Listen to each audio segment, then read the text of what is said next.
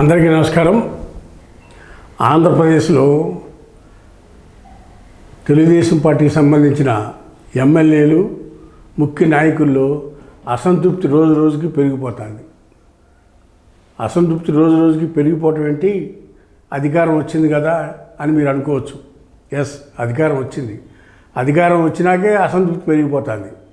ఇటీవల ఆంధ్రప్రదేశ్ శాసనసభ సాక్షిగా శాసనసభలో గన్నవరం ఎమ్మెల్యే యార్లగడ్డ వెంకటరావు గారు మాట్లాడుతూ, మేము ఎందుకు గెలిచామో మాకు అర్థం కావట్లేదు, గెలిచినాక ఇంతవరకు ఏం చేయలేకపోయాము, మా పరిస్థితి ఏంటో మాకు అర్థం కావట్లేదని నిక్కచ్చిగా నిష్ఠూరంగా మాట్లాడాడు అసెంబ్లీ సాక్షిగా యార్లగడ్డ వెంకటరావు ఎమ్మెల్యే గన్నవరం.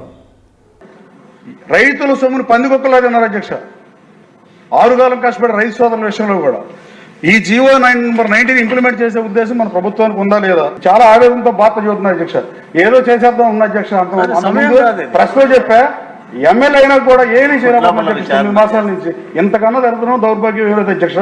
ఎంక్వైరీ చేసినా కూడా ఇవాళ కూడా ఎవరు ఎంక్వైరీ జరగలేదు అధ్యక్ష. ఆఫ్టర్వర్డ్ సాఫ్ట్వేర్ పందికొక్కలేదు అన్నారు అధ్యక్ష. రైతులు ఇప్పుడైనా వేస్తారా ఇరా ఈ డిసిసిబి మీద వేసిన ఎంక్వైరీ ఎప్పుడు కంప్లీట్ చేస్తారు? 9 మాసాల నుంచి అదే సీఈఓ నుంచి అదే ఆప్కాబిఎండి నుంచి అంటే మీ మీద మీరే ఎంక్వైరీ చేసుకుంటే బయట పెడతారు అధ్యక్ష. ఆయన ఎందుకు మాట్లాడారంటే ఆయన ఏ పని చెప్పినా అవట్లా, అదే ఆయన బాధ. ఆయన అధికారులు ప్రభుత్వ విప్గా కూడా ఉన్నారు.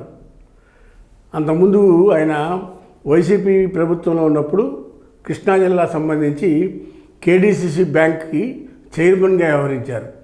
ఆయన బ్యాంక్ చైర్మన్గా ఉన్న కాలంలో రైతు రుణాల విషయంలో కానీ, రైతుల పిల్లలకు సంబంధించి ఫారెన్ ఎడ్యుకేషన్ కానీ, రైతులు ఇళ్ళు కట్టుకుంటే ఇళ్ళకు కానీ ఇలా ప్రత్యేకమైన రుణాలు ఇచ్చే విధంగా పాలసీలు తయారు చేశారు.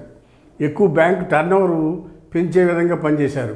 ఆయన చాలా అభివృద్ధి కార్యక్రమాలు చేసి కృష్ణా జిల్లా బ్యాంకుని రాష్ట్రంలోనూ దేశంలోనూ ప్రథమ స్థానానికి తీసుకొచ్చే విధంగా కృషి చేశారు యార్లగడ్డ వెంకటరావు గారు. దాని మీద ఆ తర్వాత అక్కడ బ్యాంకు నుంచి తప్పుకుని వైసీపీ పార్టీకి రాజీనామా చేసి తెలుగుదేశం పార్టీలో చేరి తెలుగుదేశం పార్టీ నుంచి గన్నవరం ఎమ్మెల్యే అయిన తర్వాత ఆయన తర్వాత టైంలో బ్యాంకులో అవినీతి జరుగుతుందని కొంతమంది ఆయనకి ఫిర్యాదు చేశారు. దానివల్ల ఆయన బ్యాంకులో అవినీతి జరుగుతుంది, చాలా కార్యక్రమాలు బాగాలేదు అని పై అధికారులకి పై నాయకులకు కూడా తెలియపరిచారు. అయితే నాయకుల అలసత్వం అన్నా కానీ, అధికారుల అలసత్వం అన్నా కానీ ఈయన ఇచ్చిన పిటిషన్ మీద కనీసం స్పందించినా లేరు. ఎవరో బ్యాంక్ అధికారులు కానీ, ప్రభుత్వంలో ఉన్న పెద్దలు కానీ. ప్రభుత్వంలోని పెద్దలు తప్పు చేస్తున్నారా లేదా బ్యాంక్ అధికారులు తప్పు చేస్తున్నారా, ఏం జరుగుతుంది అనేది అంతుపరతలు ఆయనకి. దానివల్ల ఆయన నిష్ఠూర్చి ఈ విధంగా వ్యాఖ్యానాలు చేశారని అంటారు. అంతేకాకుండా చాలామంది ఎమ్మెల్యేలు మాకు మా నియోజకవర్గాల్లో మాకు పనులు అవ్వట్లేదు, అధికారులు సహకరించట్లేదు, ప్రభుత్వం కఠిన వైఖరి అవలంబించలేకపోవటం వలన ప్రభుత్వ యంత్రాంగం సహకరించట్లేదు అనేది ఎమ్మెల్యేలు ఆర్గ్యుమెంటు. కొత్తగా 80 మంది ఎమ్మెల్యేలు ఎలక్ట్ అయ్యారు. వాళ్ళందరినీ ఇబ్బందుల పాలు గురి చేస్తున్నారు ఈ అధికార యంత్రాంగం. మరియు పెద్దలు కూడా, ప్రభుత్వంలో మంత్రులు కూడా వీళ్ళకి తగిన గైడెన్స్ ఇవ్వట్లేదు. సీనియర్ మంత్రులు వాళ్ళకి ఏమైనా రిప్రజెంటేషన్ పట్టుకెళ్తే చేయట్లేదు. అంతేకాకుండా కార్యకర్తలు కూడా గతంలో వైసీపీ ప్రభుత్వంలో మేము చాలా ఇబ్బందులు పడ్డాము, కేసులు పెట్టించుకున్నాము, వీటన్నిటికీ పరిష్కారం చేయాలి అనేది కార్యకర్తల వాదన.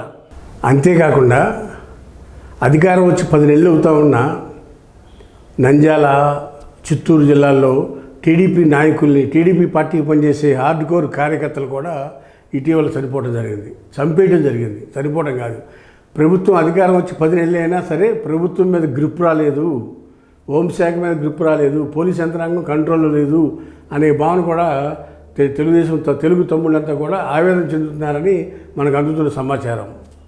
అయితే ప్రభుత్వం ముఖ్య నేత చంద్రబాబు నాయుడు గారు చట్ట ప్రకారం చేయాల్సింది తప్పితే నేను ఇల్లీగల్గా ఏం చేయను అనేది ఆయన వాదన. దాంతో కార్యకర్తలకి, ఎమ్మెల్యేస్కి, నాయకులందరికీ కూడా వాళ్ళ ప్రభుత్వం మీద వాళ్ళకి అసహనం పెరిగిపోతుంది అనేది ఈ సందర్భంగా తెలియపరుస్తూ ఉన్నాం. హాయ్ ఫ్రెండ్స్, మా ఫ్యూచర్ టుడే ఛానల్ చూస్తున్నందుకు చాలా థ్యాంక్స్. మరిన్ని లేటెస్ట్ వీడియోస్ కోసం వెంటనే సబ్స్క్రైబ్ చేయండి. అలాగే ఈ బెల్ని కూడా రింగ్ చేసేయండి. మా లేటెస్ట్ వీడియోస్ నోటిఫికేషన్స్ అన్నీ మీ మొబైల్లో వస్తాయి. మా వీడియోస్ మీకు నచ్చితే లైక్ చేయండి, షేర్ చేయండి, నచ్చకపోతే కామెంట్ చేయండి.